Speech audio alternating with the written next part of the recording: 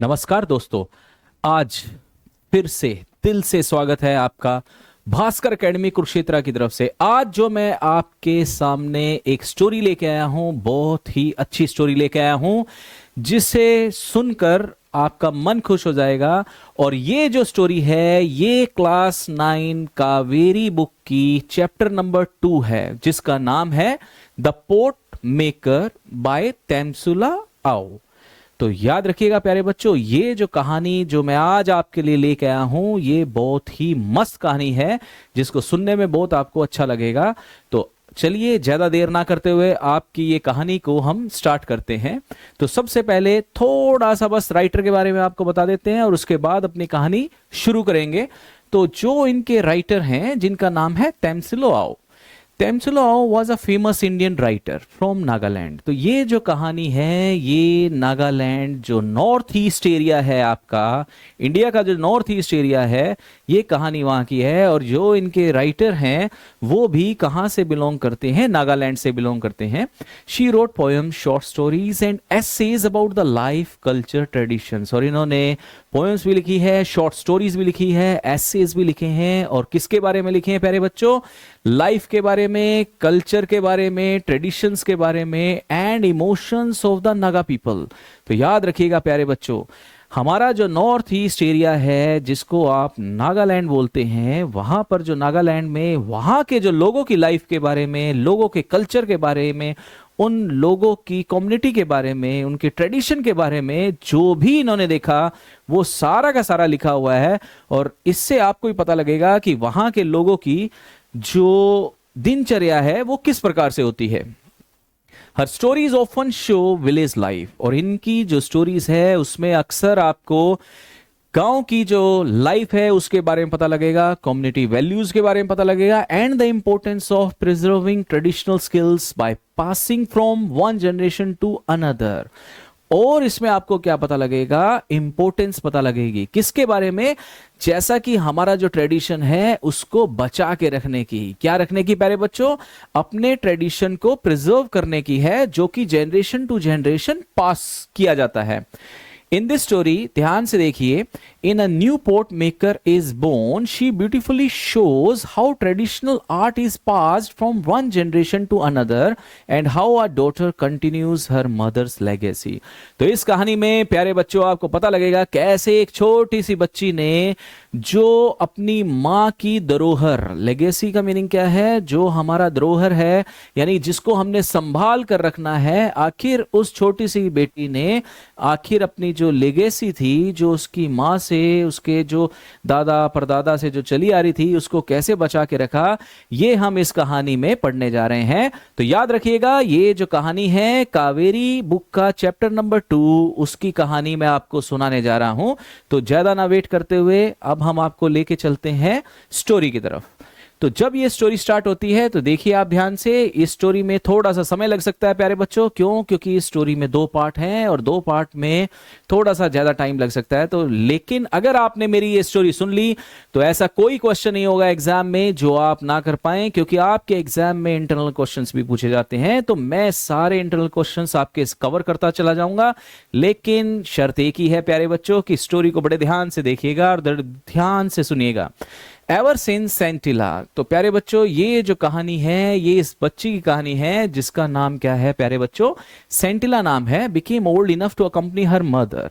यानी कि अब जो सेंटिला है, जो छोटी बच्ची है, वो इतनी बड़ी हो चुकी है कि जो अपनी माँ को कंपनी दे सके। कहां पर? फील्ड्स के अंदर और फॉरेस्ट के अंदर। तो ध्यान से देखिए आप, ये जो छोटी बच्ची है ये क्या कर सकती है? ये अपनी माँ का साथ दे सकती है, खेतों में भी और फॉरेस्ट जो जंगल है उनमें भी। तो आपको पता है कि जो हमारा नॉर्थ ईस्ट एरिया है वो बहुत ज्यादा जंगलों से भरा हुआ है। तो वहां की लाइफ कैसी होती है, आइए उस लाइफ के बारे में जानते हैं एक इस कहानी के माध्यम से।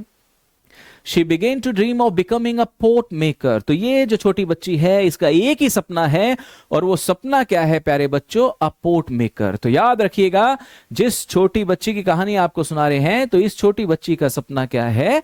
अ पोट मेकर बनने का, यानी कि जो घड़े होते हैं, जो मटके होते हैं जिसमें आप पानी पीते हैं, ठंडा ठंडा, cool cool.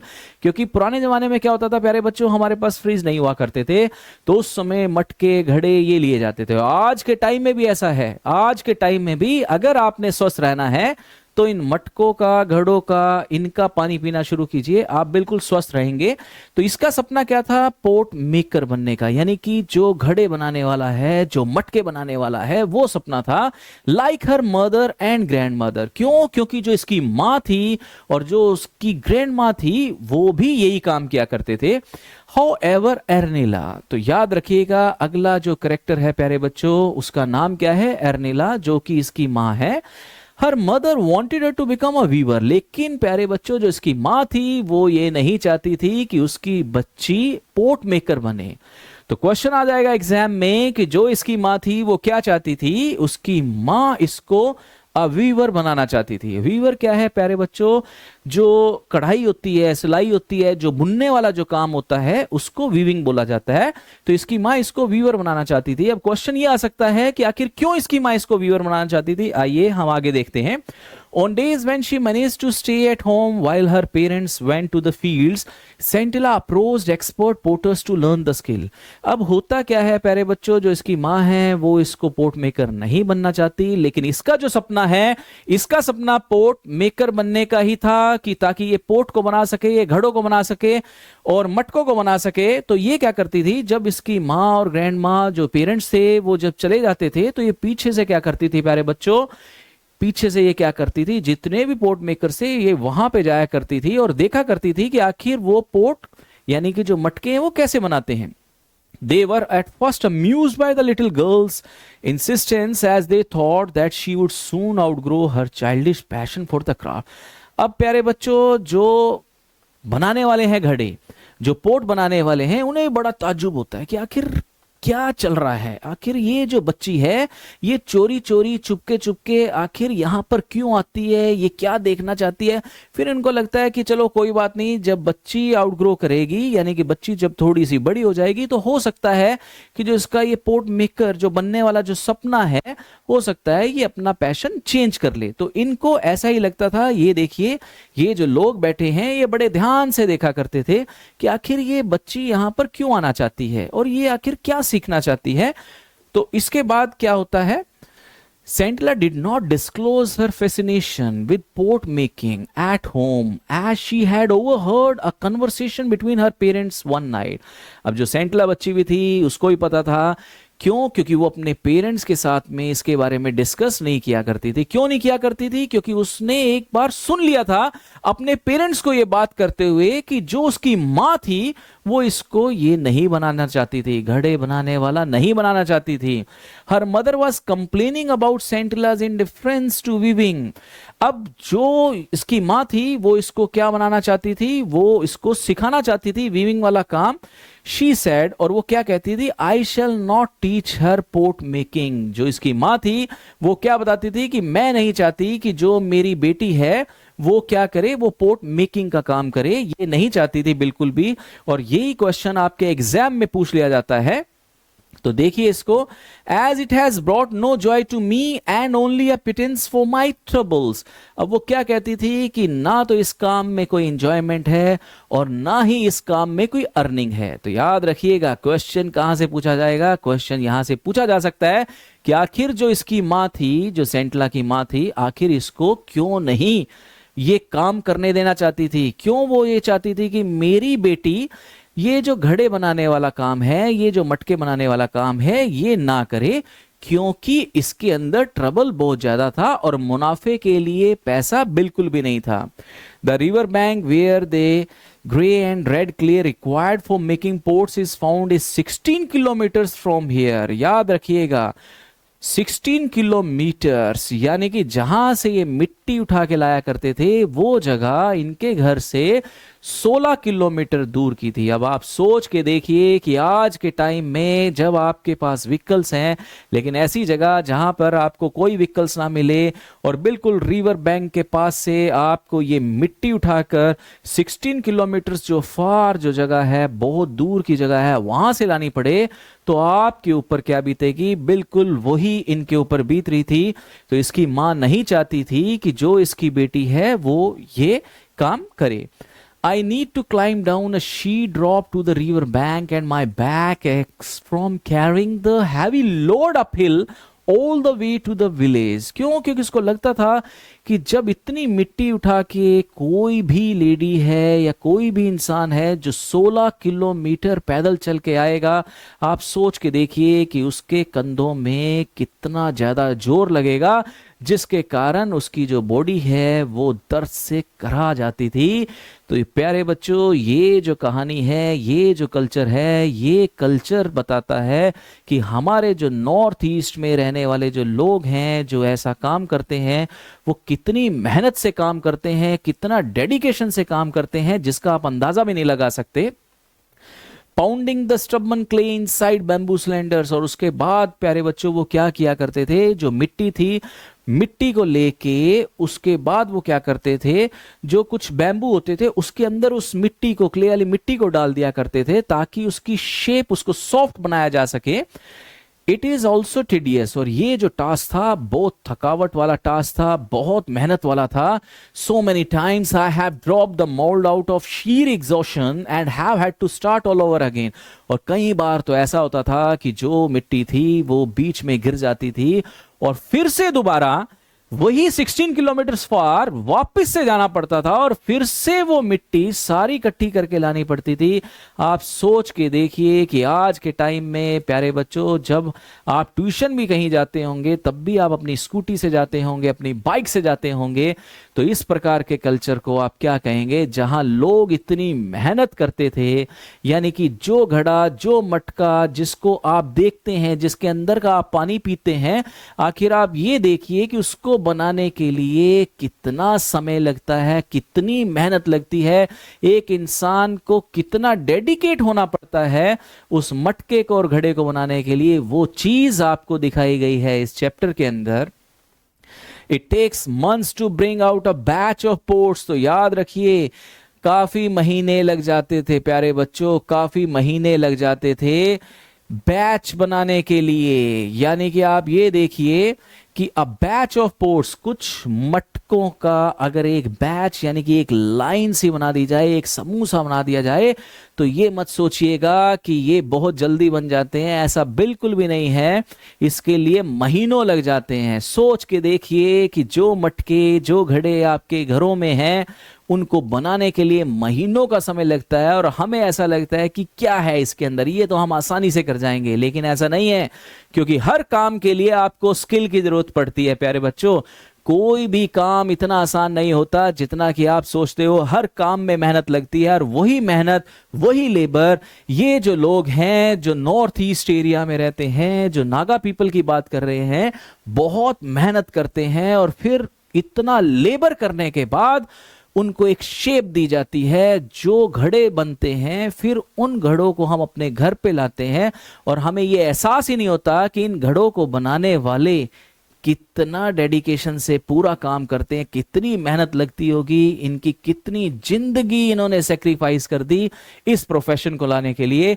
And the reward, और ये जो लाइन है बहुत इंपॉर्टेंट है, क्योंकि इसके अंदर जो रिवार्ड मिलता है वो केवल कुछ ही पैसा मिलता है। अब आप सोच के देखिए कि आज के टाइम में आप अगर इतनी मेहनत कर रहे हैं, इतनी 16 किलोमीटर दूर जाकर आप मिट्टी लेके आ रहे हैं, उसके बाद फिर आप उस मिट्टी को बैम्बू में डाल के उसको सॉफ्ट बना रहे हैं और उसके बाद आप उसकी शेप बना रहे हैं, और इतनी मेहनत करने के बाद रिवार्ड में अगर आपको कुछ पैसे मिलते हैं, तो आखिर कौन सी मां चाहेगी कि उसका बेटा ये प्रोफेशन में आए? कोई मां नहीं चाहेगी, क्योंकि हर मां चाहेगी कि मेरे बेटे को जो प्रॉफिट मिले वो बहुत ज्यादा मिले। तो यही कारण था प्यारे बच्चों, जो इसकी मां थी वो इसको ये काम करने नहीं देना चाहती थी। But if Sentila learns weaving she can make much more money. Besides providing enough cloth for the family. बहुत इंपॉर्टेंट लाइन है, देखिए आप ध्यान से। सेंटिला लर्न्स वीविंग, अगर सेंटिला वीविंग सीख जाती है तो उसमें उसको क्या फायदा मिलता है? एक तो उसको पैसा बहुत ज्यादा मिलेगा, और दूसरा क्लोथ यानी कि जो कपड़े हैं वो भी फैमिली को मिल जाएंगे। आपको तो पता है कि आज के टाइम में जो कपड़ों का दाम है वो बहुत ज्यादा होता है, तो वही चीज है, वीविंग का क्या बेनिफिट है? एक तो पैसा ज्यादा मिला, क्योंकि मटके बनाने में इतना पैसा नहीं मिलता, लेकिन वीविंग के काम में पैसा ज्यादा मिलता है, और पैसों के साथ क्या मिलता है? फैमिली को क्लोथ मिलते हैं, यानी कि जो कपड़े जो इतने महंगे होते हैं वो भी मिल जाते हैं। And weaving is not messy like pot making, और इतना मुश्किल काम नहीं है, वीविंग फिर भी आसान है पोर्ट मेकिंग से, and can be done indoors in all seasons. आपको तो पता है नॉर्थ ईस्ट एरिया बहुत ज्यादा फेमस है। किस चीज के लिए फेमस है? रेन, बारिश के लिए फेमस है, क्योंकि वहां पर आपको हरियाली ही हरियाली, हरियाली ही हरियाली हर जगह मिलेगी। जो लश ग्रीन जो वर्ड निकल के आता है प्यारे बच्चों, वो नॉर्थ ईस्ट एरिया की तरफ से आता है, क्योंकि वो ऐसी जगह है जो संसार में जहां सबसे ज्यादा बारिश होती है वो नॉर्थ ईस्ट में ही होती है।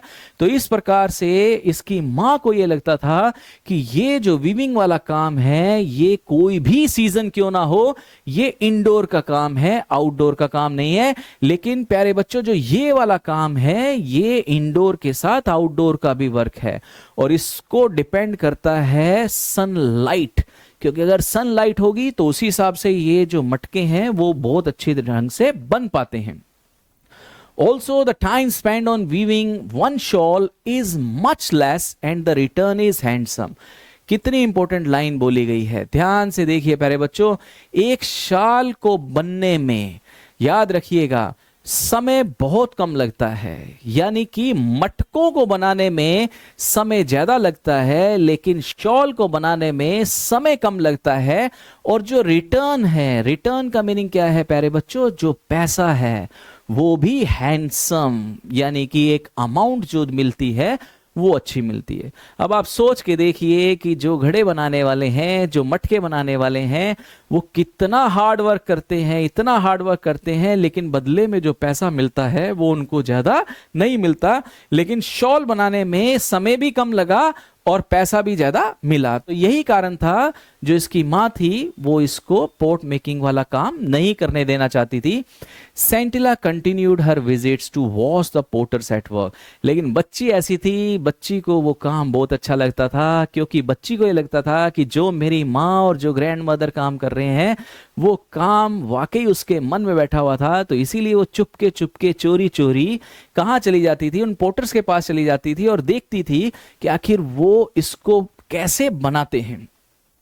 She saw how the clay was mixed with water, और वो देखती थी कैसे वो जो मिट्टी है, जो क्ले है, कैसे उसको पानी के साथ मिक्स किया जाता है, एंड पाउंडेड, कैसे उसको फिर पीटा जाता है। How careful they were when they push their left hand into a lump. और जो पोर्ट मेकर होते हैं कितने ज्यादा, ये देखिए कैसे वो लेफ्ट हैंड के साथ कैसे वो शेप देते हैं, ये कितनी ज्यादा इंपॉर्टेंट है। मतलब कि स्किल चाहिए आपको, ऐसा नहीं कि ये आप वहां पे जाके एकदम से आप बनाने लग जाएं और घड़ा बन जाए, पॉसिबल नहीं है। Into a lump of the softened clay, and how deftly they rotated the lump as they started giving shape to the rotating clay with a spatula held in the right hand। कैसे left hand का use करते हैं, right hand का use करते हैं, और उसके बाद कितने ही आराम से शेप दी जाती है। जो ये शेप आप देख रहे हैं प्यारे बच्चों, ये जो शेप देख रहे हैं, ये जो शेप है ये इतनी आसान नहीं है जितना हमें देखने को मिलता है। हमें ऐसा लगता है कि ये शेप तो कोई भी बना लेगा, लेकिन ऐसा नहीं है, क्योंकि इस शेप को बनाने के लिए ये जो हाथ हैं, ये हाथ नॉर्मल हाथ नहीं है प्यारे बच्चों, ये एक्सपर्ट्स के हाथ हैं, क्योंकि इन्हीं हाथों से ये शेप बनती है। अगर आप प्रैक्टिस बार बार करते हैं तब जाके आप ये शेप बना सकते हैं, नॉर्मल इंसान ऐसी शेप नहीं बना सकता। द रेगुलर टैप, और उसके बाद थपथपाना भी पड़ता है। Tap of the spatula on the clay was music to her ears, और ऐसा लगता है जब थप थप हल्की हल्की सी जो थप थप की आवाज होती है वो बिल्कुल उसी तरह लगती है कि जैसे म्यूजिक बज रहा हो हमारे कानों में। As she was in fascination, the port emerging out of a shapeless lump right in front of her eyes. और जब ये छोटी बच्ची उस चीज को देखती है, कैसे एक शेपलेस चीज को एक अच्छी सी शेप बना के प्रस्तुत किया जाता है, तो इस बच्ची का जो मन है वो बहुत ही खुश हो जाता है। After 2 or 3 days, the ports would be given a final touch up. और लगभग 2 से 3 बार उस पोर्ट को फाइनल जो टच दिया जाता है to retain the required shape, क्योंकि जो ये बची हुई जो रिक्वायर्ड शेप चाहिए आखिर वो भी तो हमें बनानी है ना। And to test the consistency, और इस प्रकार से जो कंसिस्टेंसी है उसका भी टेस्ट लिया जाता है। Only then would the ports be taken out to the dry in the sun. और जब सब कुछ हो जाता है तो उसके बाद जो ये पोर्ट्स हैं इनको ड्राई किया जाता है। ड्राई किस में किया जाता है? अंडर द सन। तो सन की जो रोशनी है, जो सूरज की रोशनी है, उसमें इनको ड्राई किया जाता है। Before being loaded on to a kiln. Kiln का मीनिंग क्या है प्यारे बच्चों? जो भट्टी होती है, यानी कि ऐसी भट्टी जहां फायर का यूज किया जाता है, और वहां पर इन पोर्ट को लेके जाया जाता है और इनको गर्मी दी जाती है। In a uniform pattern on a bed of hay and dried bamboo and covered with another layer of the same materials, and then the kiln would be fired. और उसके बाद जब सारी चीजें हो जाती हैं तब इसको फायर, जो भट्टी होती है उसके बिल्कुल पास में रख दिया जाता है। One had to tend the fire carefully. लेकिन जो फायर है वो भी बड़े ध्यान से, जो उसका टेम्परेचर होता है वो भी बड़े ध्यान से देखना पड़ता है। एज ओवर फायरिंग, अगर फायर ज्यादा हुई, और अंडर फायरिंग, या फिर फायर कम हुई। याद रखिए, फायर ज्यादा हुई या फायर कम हुई, आग ज्यादा हुई या कम हुई, would ruin the entire batch. तो उससे क्या हो सकता है? ये जो सारा का सारा जो बैच है पोर्ट का, ये सारा का सारा बैच खत्म हो सकता है। तो आप सोच के देखिए कि जिन घड़ों और जिन मटकों में आप पानी पीते हैं, आखिर उनको बनाने वाले जो फिंगर्स हैं, जो हैंड्स हैं, वो कितने ज्यादा एक्सपर्ट्स होते हैं कि अगर छोटी सी भी गलती हो जाए तो इनको बनाया नहीं जा सकता। सारा का सारा जो बैच है वो सारा का सारा बैच ruin हो जाता है, डिस्ट्रॉय हो जाता है छोटी सी गलती की वजह से। यानी हम इमेजिन भी नहीं कर सकते कि इन लोगों का, जो नागा पीपल हैं, कि जो कितनी ज्यादा मेहनत करके जो ये काम करते हैं, तो वही मेहनत यहां पर दिखाई गई है। Arenla heard of her daughter's visit. अब जो एर्निला है, यानी कि जो माँ है, उसको पता लग जाता है अपनी बेटी का कि जो उसकी बेटी है वो चुपके चुपके जाती है और वो देखती है कि पोर्ट कैसे बनते हैं, but pretended to be ignorant of them. लेकिन फिर भी वो ज्यादा ध्यान नहीं देती, उसको लगता है छोटी सी बच्ची है, कोई बात नहीं, इतना कुछ नहीं है इसमें। By late afternoon Sentila had to return home quickly. और ध्यान से सुनिएगा कि लेट आफ्टरनून जो सेंटला है वो घर जल्दी आ जाती है। क्यों आ जाती है? ताकि उसकी माँ को ये ना पता लग सके कि वो कहाँ जाती है। So that when her mother came back from the field she would be there.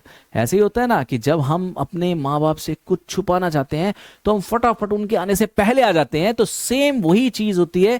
सेंटला भी क्या करती है, उसको पता लग जाता है कि मेरी माँ के आने का समय हो गया है, तो फटाफट वो घर पर चली जाती है ताकि मेरी माँ को पता ना लग सके कि मैं इस समय के दौरान कहां जाती हूं। लेकिन बच्ची तो बच्ची है।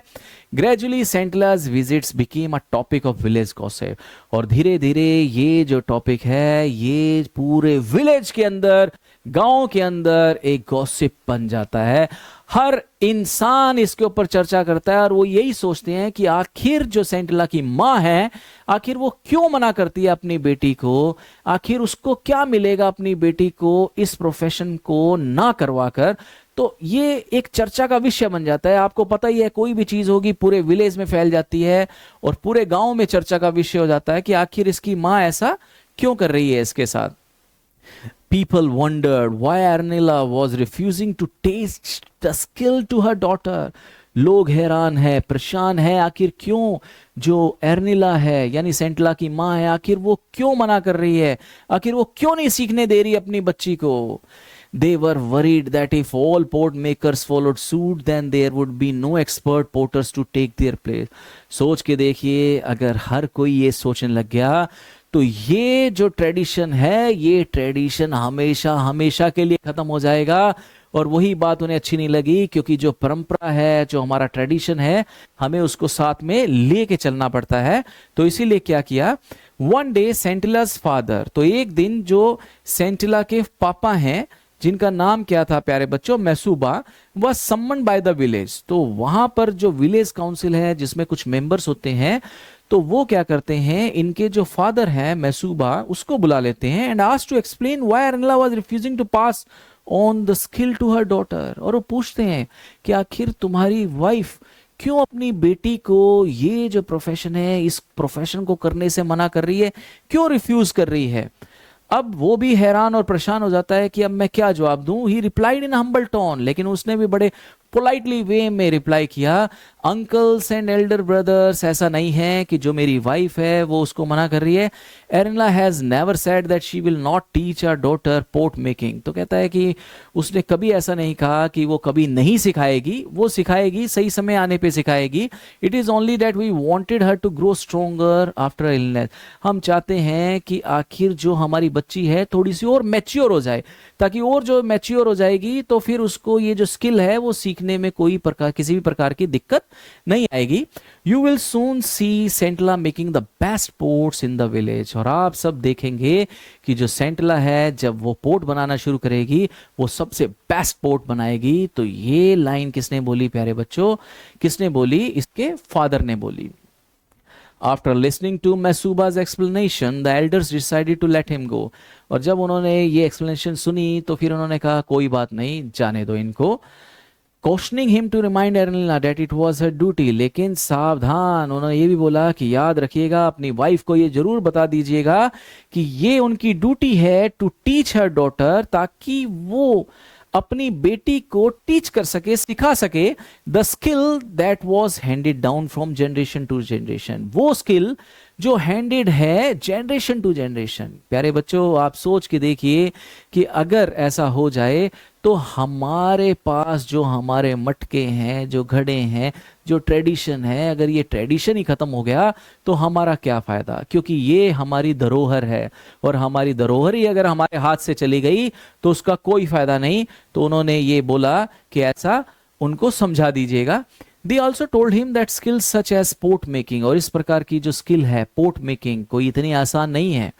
which not only cater to the needs of the people, ये ऐसा नहीं है कि आज के लोगों की जरूरत नहीं है, but also symbolize the tradition and history of the people, लेकिन ये प्रतीक है, किस चीज का प्रतीक है, हमारे इतिहास का प्रतीक है, हमारी परंपरा का प्रतीक है। और कुछ भी हो जाए, हम अपने इतिहास और अपनी परंपरा को नहीं छोड़ सकते, नहीं छोड़ सकते, नहीं छोड़ सकते। Did not belong to any individual, और ऐसा नहीं है कि ये केवल एक इंडिविजुअल से बिलोंग करता है, ये हमारी कम्युनिटी से बिलोंग करता है, क्योंकि हमारी सारी की सारी कम्युनिटी इस काम को करती है। And experts were obliged to pass on their skills not only to their own children but also to anyone who wish to learn. और वो ये भी कहते हैं कि ये केवल अपने बच्चों को नहीं देनी, जो भी इंसान सीखना चाहे उन सभी इंसानों को ये सिखाना है। Mesuba went home and discuss the matter with Arenla, और उसके बाद मैसूबा अपने घर गया और अपनी वाइफ, यानी कि जो उसकी वाइफ थी, क्या नाम था उसकी वाइफ का, अर्निला के साथ में उसने ये चीज को डिस्कस किया।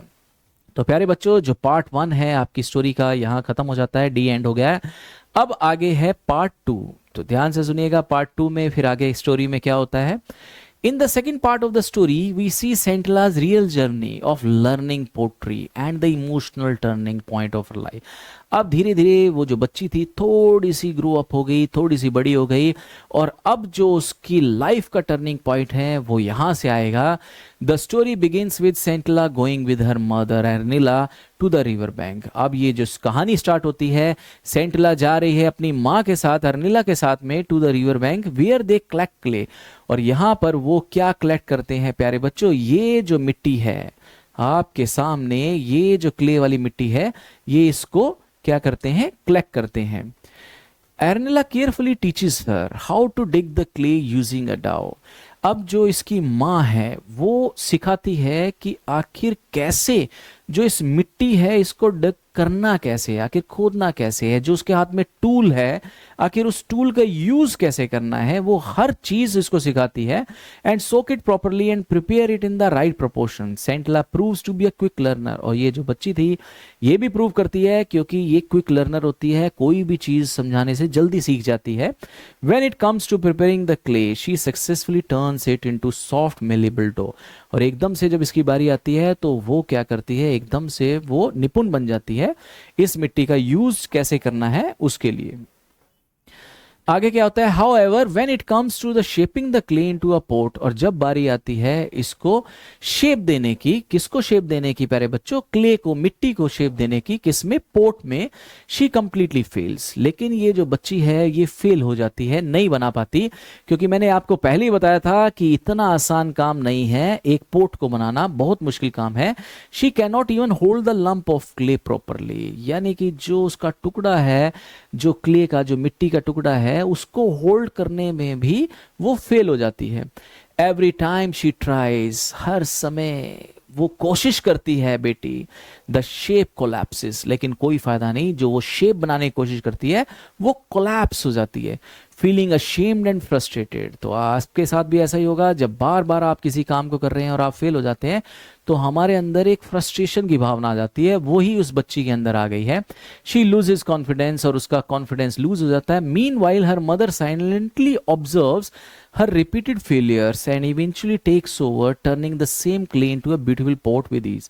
और उसी दौरान जो उसकी माँ है उसको देखती रहती है, और उसके बाद उसकी माँ उसकी आंखों के सामने क्या करती है, उसका यूज कैसे करना है क्ले का वो उसको दिखाती है, और बड़े प्यार से सुंदर सुंदर पोट बना देती है। This continues for almost a year. अब देखिए ध्यान से, 1 साल हो गया, 1 साल। अब आप तो सोचते होंगे कि मिट्टी के घड़े ही तो हैं, मिट्टी के बर्तन ही तो हैं, मिट्टी के मटके ही तो हैं, इसमें कौन सी बड़ी बात है। देखिए ध्यान से, ऑलमोस्ट अ ईयर, 1 साल हो गया, लेकिन वो लड़की 1 साल में नहीं सीख पा रही। तो इसका मतलब कितना टफ है इन मटकों को बनाना। Yet Sentila is unable to learn the art. अब भी वो अनेबल है to learn this art. The gap between her mother skill and her own inability creates tension and disappointment. और 1 साल पूरी कोशिश करने के बाद भी जब वो नहीं सीख पाती तो उसके अंदर क्या आ जाता है, फ्रस्ट्रेशन आ जाती है। But the next phase of the story introduces an important character. लेकिन अगला फेज क्या बताता है, एक और नया करेक्टर आया है प्यारे बच्चों इसमें, जिसका नाम क्या है, अनुला। तो ये जो अनुला है ये एक विडो है प्यारे बच्चों। कौन है, एक विडो है, जो कि एक, आप सोच के देखिए, एक हॉस्टल है लड़कियों का, उस हॉस्टल की देखभाल करती है। A kind and wise woman who lives in a dormitory where Sentila is sent according to custom. और इनकी परंपरा के अकॉर्डिंग कुछ लड़कियों को वहां पर, जो कि हॉस्टल लगा लीजिए आप, आसान शब्दों में रहना पड़ता है। तो जैसे ही वहां पे गई तो वहां की जो ऑब्जर्व करने वाली थी वो थी ओनुला। ओनुला, वहां पे ओनुला की ड्यूटी थी उन लड़कियों की देखभाल करने की। Onula becomes deeply concerned about Sentila and decides to help her in every possible way. अब इसने देखा कि आखिर ये जो बच्ची है, आखिर इस बच्ची से जो मटका था, जो घड़ा था, वो नहीं बन पा रहा था, तो इसने सोच लिया कि मैं इसकी मदद करूंगी। वन इवनिंग, एक शाम को, when everyone else is away, Onula notices Sentila secretly trying to make pots. तो ओनुला ने क्या नोटिस किया कि जो सेंटिला थी वो चुपके से क्या बना रही थी, पोट्स बना रही थी। She carefully observe Sentila's clumsy efforts and realizes that the problem is not lack of effort but lack of proper guidance and confidence। तो उसने देखा कि जो बच्ची है जो नहीं बना पा रही, आखिर उसके एफर्ट्स में कमी नहीं है। आप ये नहीं कह सकते उसके एफर्ट्स में कमी है, क्योंकि अगर एफर्ट्स में कमी होती तो 1 साल नहीं वो लगाती। आखिर उसने मेहनत की ना 1 साल, तो एफर्ट्स में कमी नहीं है, लेकिन कहीं ना कहीं उसको प्रॉपर गाइडेंस नहीं मिल पाई, जिसकी वजह से उसका जो कॉन्फिडेंस है वो बहुत डाउन है। The clay does not respond well because Sentila is too tense. और ऐसा इसलिए था कि जो सेंटला थी बहुत ज्यादा टेंशन में। जब प्यारे बच्चों आप कोई भी काम बहुत ज्यादा टेंशन में करोगे तो वो काम आपसे हो ही नहीं पाएगा। तो इसीलिए हमेशा बोला जाता है कि हमेशा टेंशन फ्री रहना है आपने। When Sentila finally gives up and lets the clay fall, और जब लास्ट में सेंटिला ने हार मान ली और गिव्स अप कर दिया, ओनला जेंटली अप्रोचेस हर, तो ओनला उसके पास जाती है एंड एनकरेजेस हर, और उसकी प्रशंसा करती है, उसका उत्साह बढ़ाती है. She reassures her by saying that she will teach her how to make a perfect pot, और वो उसको बताती है कि बेटा ऐसे नहीं, मैं सिखाऊंगी कि एक परफेक्ट पोर्ट आपने कैसे बनाना है. Then right in front of her Onula skilfully shapes a beautiful pot demonstrating each step clearly, और धीरे धीरे हर एक स्टेप उसको सिखाती है, और लास्ट में एक सुंदर सा पोर्ट बना के दिखाती है कि ये देखो बेटा पोर्ट इस प्रकार से बनेगा. Inspired and amazed सेंटला tries again. अब सेंटला को बड़ी हैरानी होती है, एकदम से इंस्पायर्ड हो जाती है, अच्छा आंटी ये बात है, और उसके बाद फिर वो दोबारा कोशिश करती है. This time she follows Onula's instructions carefully and for the first time succeeds in making a beautiful pot. और पहली बार ऐसा होता है, प्यारे बच्चों ध्यान से देखिए, पहली बार ऐसा होता है जब सेंटला इस पोर्ट को बनाने में कामयाब हो जाती है. However, when she proudly admires her work, Onla points out a small mistake. और जब उसको बड़ी खुशी होती है, जब प्राउड फील करती है, तब क्या होता है, Onula points out a small mistake, लेकिन वो उसकी एक गलती पकड़ लेती है और कहती है कि बेटा यहां पर एक मिस्टेक कर रही हो. The mouth of the port is not properly shaped. अब माउथ क्या है प्यारे बच्चों, ये देखिए, यानी कि ये जो एरिया है, ये एरिया क्या है, ये माउथ वाला एरिया है. तो कहती है कि तुम सब कुछ ठीक बना रही हो, लेकिन जो इसका माउथ है, जो इसकी माउथ की शेप है, वो सही ढंग से नहीं बन पा रही है. Instead of discouraging her Onula gives her a valuable lesson, यानी कि डिस्क्रेज यानी कि नहीं किया, और उसने वैल्यूएबल लेसन दिया. She tells Sentila to carefully observe her mother's technique, और उसने कहा कि बेटा जब तुम्हारी माँ इसको बनाती है तो बड़े ध्यान से उसको देखो कि वो कैसे बनाती है, specially how she shapes the mouth of the port. और उसने कहा कि जब स्पेशली जो इसका माउथ है, जब तुम्हारी माँ उस माउथ को बना रही हो, तब उसको अच्छी तरह से ऑब्जर्व करना, ताकि आपको पता लग जाए कि आखिर सही शेप में माउथ कैसे बनेगा. She also praises her, calling her a quick learner, which boosts Sentila's confidence. ऐसा नहीं था कि वो बिल्कुल ही उसको डिस्करेज कर रही थी, लेकिन साथ साथ में उसको बूस्ट भी कर रही थी, यानी कि उसके अंदर कॉन्फिडेंस भी लेके आ रही थी, कॉन्फिडेंस भी दे रही थी. क्या प्यारे बच्चों, अगर बार बार मैं आपको ये कहूं कि तुमने ये गलती कर दी, ये गलती तुम बिल्कुल नहीं कर सकते, कुछ नहीं कर सकते, तो आपका जो कॉन्फिडेंस है वो बिल्कुल नीचे की तरफ गिर जाएगा. क्या होगा, आपका कॉन्फिडेंस नीचे की तरफ गिर जाएगा. तो इसीलिए उस साथ में उसने क्या किया, प्रशंसा करी. ठीक है ना, क्या किया, प्रशंसा करी. अब यहां पर भी बिल्कुल वैसे ही है, ध्यान से देखिए. इंस्टेड ऑफ डिस्क्रेजिंग हर, यानी उसके बावजूद भी वो प्रशंसा करती थी. Sentila observes her mother very closely, और उसके बाद in the next pottery session Sentila ने अपनी माँ को बड़े ध्यान से देखा, बहुत क्लोजली उसने नोटिस किया. She notices the rhythm in her mother's hands, how she controls the movement and how she adds a strip of clay to shape the rim. और उसने बड़े ध्यान से देखा कि कैसे उसकी माँ उस माउथ को बना रही है, कैसे वो शेप दे रही है, कैसे जो उसके हाथ हैं बिल्कुल एक्सपर्ट फिंगर्स की तरह चल रहे हैं. How she adds a strip of clay to shape the rim, कैसे उसने स्ट्रिप ऑफ क्ले को ऐड किया, रिम को शेप किया. This careful observation becomes the key to her improvement, और यही जो केयरफुली उसने ऑब्जर्वेशन किया, यही था उसकी की टू सक्सेस, यानी कि उसको सफलता दिलाने का मंत्र. Soon after on a bright sunny day, Arnila decides to make as many ports as possible. अब उसके बाद क्या हुआ, अर्निला ने सोचा कि अब मैं ज़्यादा से ज़्यादा पोर्ट बनाऊंगी, so they can dry properly in the sun, क्योंकि वहाँ पर वेदर जो सबसे बड़ा चीज़ है, वेदर. अब वेदर जो सन वाला है, जो सनी वेदर है, कुछ समय के लिए रहता है. तो इसीलिए अर्निला ने क्या सोचा, उसकी माँ ने सोचा कि मैं ज़्यादा से ज़्यादा पोर्ट बना लूँ, क्योंकि फिर ये जो सनी वेदर है ये नहीं आ पाएगा एज यूजुअल, क्योंकि जैसे मैंने आपको बताया था कि बारिश बहुत ज़्यादा होती है. As usual she completes her batch quickly and asked Sentila to continue the work. और उसने जितनी कोशिश कर सकती थी, उसकी माँ ने पूरी कोशिश से काफ़ी सारे पोर्ट्स बना दिए. और बाद में उसने अपनी बेटी को कहा कि बेटा तू भी कंटिन्यू जारी रख इसको. क्यों, क्योंकि complaining of a headache and backache she leaves giving Sentila full responsibility. और उसने कहा कि बेटा मेरे सर में दर्द हो रहा है और मेरी बैक में दर्द हो रहा है, बस मैं इससे ज़्यादा नहीं कर पाऊंगी, अब इसको तू ही कैरी कर, मैं घर जा रही हूँ। At first सेंटला is hesitant and unsure. तो सबसे पहले तो सेंटला हेजिटेंट हुई, क्योंकि उसने सोचा कि यार जिस प्रकार से मेरी माँ इतने क्विक ढंग से इतने सारे पोर्ट्स बना रही है, मैं कैसे बना पाऊंगी। लेकिन स्लोली, धीरे धीरे शी बिगिंस टू वर्क, और उसने अपना काम स्टार्ट किया। She start shaping ports one after another, और एक के बाद एक, एक के बाद एक, एक के बाद एक उसने पोर्ट्स बनाने शुरू किए। Like a runner who suddenly gains momentum. ऐसा होता है ना कि जैसे आप रनिंग कर रहे हैं और एकदम से आपको कॉन्फिडेंस मिल जाए कि वाकई आप सबसे आगे हैं, तो आपकी जो स्पीड होगी बहुत ज्यादा हो जाएगी। बिल्कुल वही हुआ। She continues with increasing speed and confidence, और उसके अंदर भी जो स्पीड थी वो ऑटोमेटिक बढ़ गई, और साथ में उसको कॉन्फिडेंस, उसका लेवल जो हाई था, कॉन्फिडेंस लेवल बहुत हाई हो गया। She begins to display the same dexterity and skill that she had admired in her mother. वही चीज, वही स्किल जो उसकी माँ में थी, वही स्किल अब उसके अंदर आ गई, और ऑटोमेटिक वो फटाफट फटाफट फटाफट फटाफट back to back back to back back to back बनाती चलेगी पोर्ट्स को बाय द एंड। लेकिन लास्ट में क्या हुआ, she realizes that she has made almost as many pots as her mother, just one less. अब लास्ट में उसने देखा कि उसने बहुत सारे पोर्ट बना दिए थे, बिल्कुल वैसे ही जैसे उसकी मां ने बनाए थे, लेकिन एक कम था, एक कम था, one less. This marks a major achievement in her journey. लेकिन उस बच्ची के लिए तो बहुत बड़ी अचीवमेंट थी उसकी जर्नी की। क्यों? क्योंकि वो सोच भी नहीं सकती थी कि उसकी मां के जितने वो पोर्ट्स बना देगी। लेकिन हुआ क्या, however the story suddenly takes a tragic turn. लेकिन अंत में क्या हुआ प्यारे बच्चों, ये जो स्टोरी है इसने एक ट्रेजिक टर्न ले लिया। Exhausted from her hard work, Sentila goes home to find her mother lying on the floor. और एकदम से वो थक चुकी थी, और एकदम से वो जब घर गई तो उसने क्या देखा, उसने देखा कि जो उसकी माँ थी वो फ्लोर पर पड़ी हुई थी, नॉट ब्रीदिंग। और ये जो बेचारी लेडी थी, यानी कि उसकी माँ थी, उसकी जो सांसें थी वो नहीं चल पा रही थी। अब ये बेचारी प्यारी बच्ची, इसने सोचा कि ये क्या हो गया। Shocked and terrified she runs to call for her.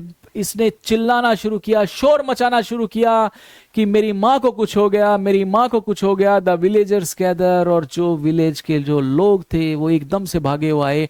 And soon it becomes clear that Arenla has passed away.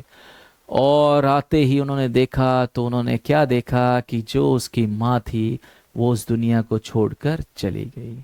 तो आप सोच सकते हैं कि इस बच्ची पे क्या बीती होगी जब इसे पता लगा कि उसकी माँ उसको छोड़कर जा चुकी है। The next day as her mother's body is carried away, Sentila runs behind. और उसके अगले दिन पीछे पीछे भाग ली, अपनी माँ की डेड बॉडी के पीछे पीछे रोते रोते जा रही है। क्राइंग एंड अपोलोजाइजिंग, माफी मांग रही है, रो रही है। She says that she never wanted this to happen. वो नहीं चाहती थी कि उसकी माँ के साथ ऐसा हो। एंड बैग्स फॉर फॉरगिवनेस, और कहती थी मेरी माँ मुझे माफ कर दो, मुझे माफ कर दो। हर वर्ड्स कंफ्यूज अदर्स, लेकिन बाकियों को कुछ नहीं समझ में आ रहा कि आखिर ये छोटी बच्ची ऐसा क्यों बोल रही है। But Onula understands that something significant has taken place. लेकिन वही आंटी ओनला जिसने उसको सिखाया था, वो समझ चुकी थी कि आखिर ये क्यों ऐसा कह रही है। क्योंकि जो स्किल उसकी माँ अपनी आंखों के सामने देखना चाहती थी, वो उसकी माँ अपनी आंखों के सामने नहीं देख पाई। ये स्किलफुल तो बनी, लेकिन बनी कब? जब उसकी माँ उसको छोड़कर चली गई। प्यारे बच्चों, जब उसकी माँ उसको छोड़कर चली पड़ी। Later Onula returns to the workshop and notices something extraordinary. और उसके बाद जब ओनला वर्कशॉप में आई तो एकदम से वो देख के हैरान हो गई। She sees 2 rows of freshly made pots placed side by side. 2 लाइनें लगी हुई थी पोर्ट्स की। To her surprise both batches look exactly the same. और जब उसने देखा कि जो मटके थे बिल्कुल 2 लाइनें बनी हुई थी। एक लाइन किसके द्वारा बनाई गई थी? बेटी के द्वारा बनाई गई थी। और दूसरी लाइन किसके द्वारा बनाई गई थी? उसकी माँ के द्वारा बनाई गई थी। And both batches look exactly the same. और दोनों के दोनों जो बैच थे, यानी कि उनके अंदर जितने भी मटके और घड़े बने हुए थे, सेम एज इट इज थे। कोई नहीं पहचान सकता था कि मां के कौन से हैं और बेटी के कौन से हैं। Perfect in shape and symmetry, she cannot tell which pots were made by the mother and which by Sentila. कोई नहीं बता सकता था। ये जो परफेक्शन है, ये परफेक्शन तब आई प्यारे बच्चों जब इसकी मां इसको छोड़कर चली गई। At that moment Onula realises a profound truth, Sentila has finally mastered the art of pottery. और उस समय जो सेंटला बच्ची थी वो मास्टर बन गई उस आर्ट की, यानी कि वो आर्ट जो उसकी माँ को आती थी. It is as if Arenla skill has been passed on to her daughter at the very last moment. क्यों? क्योंकि बिल्कुल ही लास्ट मोमेंट में ऐसा हुआ जब एक जनरेशन ने दूसरी जनरेशन को अपनी स्किल दे दी. क्या दे दी प्यारे बच्चों? Skill they the. Thus the story ends with a powerful realization, a new port maker has been born. तो इससे हमें क्या पता लगा कि एक नया जो पोर्ट मेकर है वो पैदा हुआ. और वो कौन था प्यारे बच्चों? वो ये बच्ची थी. कौन थी? वो ये बच्ची थी और ये इसकी माँ थी. लेकिन वही बात थी, वक्त रहते जब इसकी माँ जिंदा थी उस समय ये इसमें परफेक्शन नहीं ला पाई, लेकिन माँ के जाने के बाद वो परफेक्शन आई. तो इससे हमें क्या पता लगता है कि एक जनरेशन से दूसरी जनरेशन कैसे पास हुई ये स्किल, जिस स्किल को आपने इस पूरे चैप्टर में देखा. तो जो बच्चे स्टोरी यानी कहानी सुनने के लिए आए थे, वो बच्चों की कहानी इस समय यहां पर खत्म हो चुकी है. अब आगे की जो स्लाइड्स हैं प्यारे बच्चों, वो उन बच्चों के लिए हैं जो सिंसियर बच्चे हैं, जो आगे ये देखना चाहते हैं कि इसमें लिटरेट डिवाइसेस कौन से यूज किए हैं, आखिर इसकी थीम क्या है, इसका कंक्लूजन क्या है. आगे की स्लाइड्स उनके लिए हैं. तो जो कहानी देखने के लिए आए थे वो आप चाहें तो आप प्रोसीड कर सकते हैं, जा सकते हैं. अगर आप कहानी के अलावा आगे कुछ देखना चाहते हैं कि लिटरेट डिवाइसेस कौन से यूज किए हैं जो एग्जाम में पूछे जाते हैं, तो फिर थोड़ा सा आप और रुक जाइए मेरे साथ. अब सबसे पहले करेक्टर्स के बारे में थोड़ा सा आपको बता देते हैं, क्योंकि करेक्टर्स के बारे में पता होगा तो आपको सारी स्टोरी आ जाएगी. पहला करेक्टर वही है प्यारे बच्चों सेंटला का, उस बच्ची का. Young girl who dreams of becoming a port maker, जिसका सपना था पोर्ट मेकर बनने का, लाइक हर मदर, बिल्कुल उसी तरह जैसे उसकी माँ थी. She is determined, curious and hard working. और वो प्यारी बच्ची कैसी थी? स्ट्रॉन्ग डिटर्मिनेशन के साथ डिटरमिन्ड थी, क्यूरियस थी, हार्ड वर्किंग थी. She secretly watches potters and practises again and again. हमेशा चुपके चुपके देखा करती थी. In the end she becomes a skilled pot maker, और अंत में ये एक स्किल्ड पोर्ट मेकर बनी.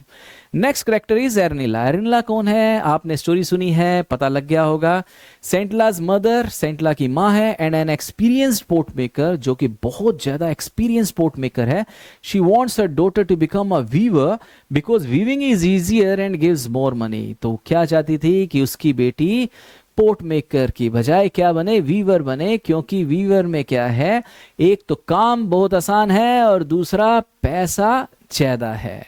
She has suffered a lot in her life due to the hard work of pot making. और इसने बहुत पीड़ा सहन करी, बहुत ज्यादा पीड़ा सहन करी. जो मैंने आपको बताया था कि 16 किलोमीटर दूर से जाके वहां से मिट्टी को उठा के लेके आना, सेट करना, और बीच में अगर वो गिर जाए तो दोबारा से फिर से 16 किलोमीटर जाना और फिर से आना, इससे बड़ा डेडिकेशन क्या होगा इन लोगों के लिए.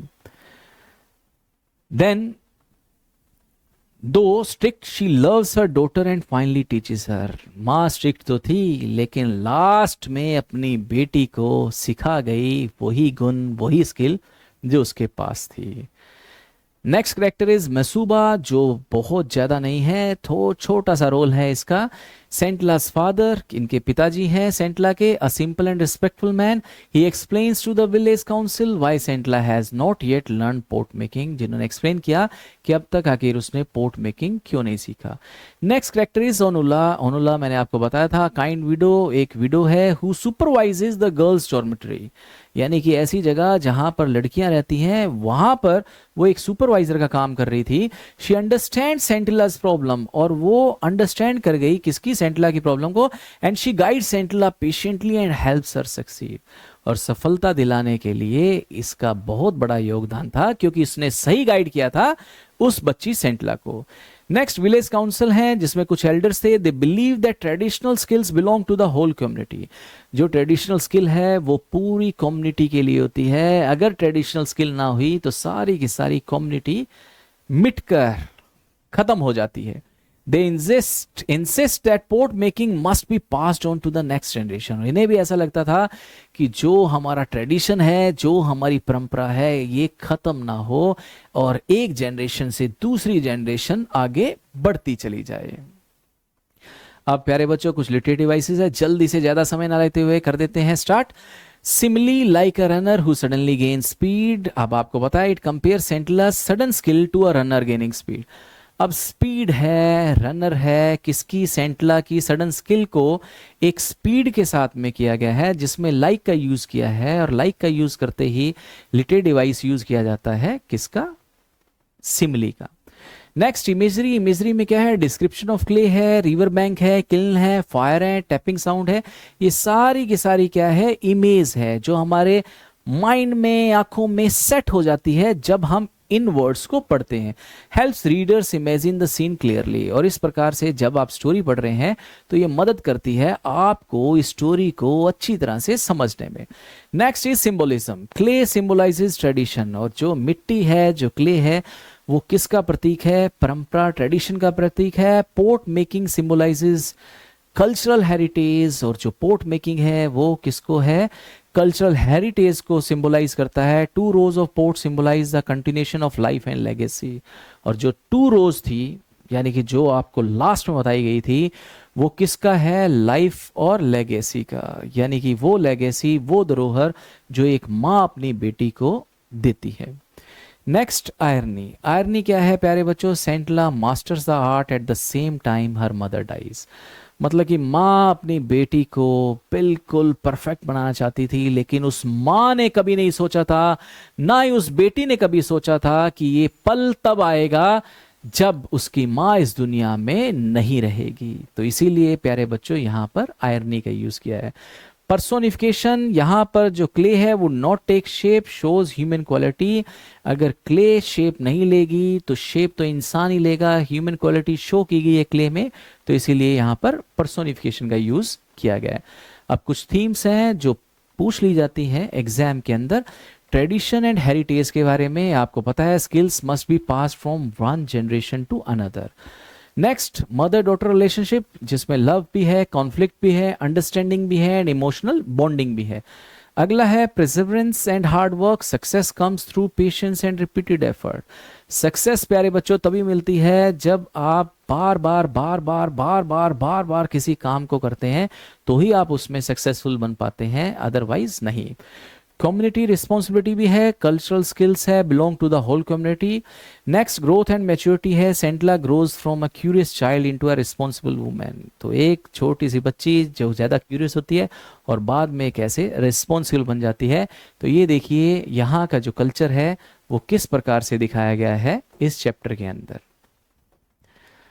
इसके बाद प्यारे बच्चों कुछ वैल्यू पॉइंट्स हैं जो आप बड़े क्वेश्चन में लिख सकते हैं इन्वर्टेड कोमा डाल के, जो आपको मार्क्स दिलवाने में, बेनिफिट में आप रह सकते हैं, अच्छे नंबर ले सकते हैं। Respect traditional art and culture. हमें हमेशा अपने ट्रेडिशनल आर्ट और कल्चर की रिस्पेक्ट करनी चाहिए। Hard work and patience lead to success. पता ही है आपको, हार्ड वर्क और पेशेंस हमेशा सफलता दिलवाते हैं। Do not give up after failure. आप जितने मर्जी फेलियर बन जाएं, लेकिन गिव अप नहीं करना भैया, गिव अप बिल्कुल नहीं करना। Parents experiences shape their decisions. और हमारे जो पेरेंट्स हैं उन्हें हमसे ज़्यादा नॉलेज है, तो पेरेंट्स की जरूर सुननी चाहिए। Skills and values should be preserve for future generations. तो याद रखिएगा, जो स्किल्स हैं, जो वैल्यूज हैं, इसको हमें प्रिजर्व करके रखना है अपनी फ्यूचर जनरेशन के लिए, ताकि ऐसा ना हो कि हमारी फ्यूचर जनरेशन को यही नहीं पता कि आखिर हमारे खेतों में होता क्या है। आने वाली जो जनरेशन है उन्हें क्या पता खेतों में क्या होता है, क्योंकि मैक्सिमम लोग तो सिटीज़ में रहते हैं, गांव के लोग तो बिल्कुल ही काफ़ी कम हो चुके हैं, और जो गांव में खेती करने वाले हैं वो और ज़्यादा कम हो चुके हैं। तो अपने ट्रेडिशन को संभाल के रखना जरूरी है। True learning happens with dedication and emotional readiness. और जो ट्रू लर्निंग है वो हैपन्स होती है डेडिकेशन और इमोशनल रेडीनेस से। तो इस प्रकार से लास्ट में सेंट्रल आइडिया क्या है? The story shows that tradition is not just a skill but a spirit that lives through generations. बेटा जो हमारा ट्रेडिशन है ये स्किल ही नहीं है, ये एक हमारी स्पिरिट है, हमारी आत्मा है, हमारी सोल है, जो जनरेशन टू जनरेशन जीवित रहती है। क्या रहती है? जीवित। तो हमें इसको बचा कर रखना चाहिए।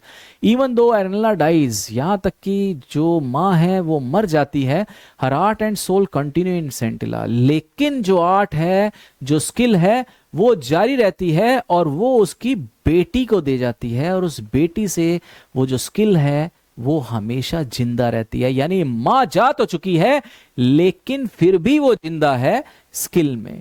Thus a new pot maker is born. और इस प्रकार से प्यारे बच्चों आपने देखा कि एक न्यू पोर्ट मेकर की शुरुआत हो गई है, continuing the legacy of our ancestors, जिसने अपनी धरोहर को समेटा नहीं है, उसको स्प्रेड किया है आगे से आगे बढ़ते हुए, जैसा कि आप देख सकते हैं। तो इस प्रकार से प्यारे बच्चों ये जो कहानी है बहुत दिलचस्प कहानी थी। कहानी आपको कैसी लगी जरूर कमेंट बॉक्स में जाइए और कमेंट में बताइए। अगर फिर भी कोई डाउट हो तो बिना किसी हेजिटेशन के आप पूछ सकते हैं। मैं अपनी तरफ से पूरी कोशिश करूंगा कि जो भी आपका कमेंट आए, अच्छा हो या बुरा हो, मैं उसका जवाब आपको दूंगा। तो ऑल द बेस्ट। अब देखते हैं अगली स्टोरी, अगले चैप्टर में क्या होगा। Thank you very much and have a nice day.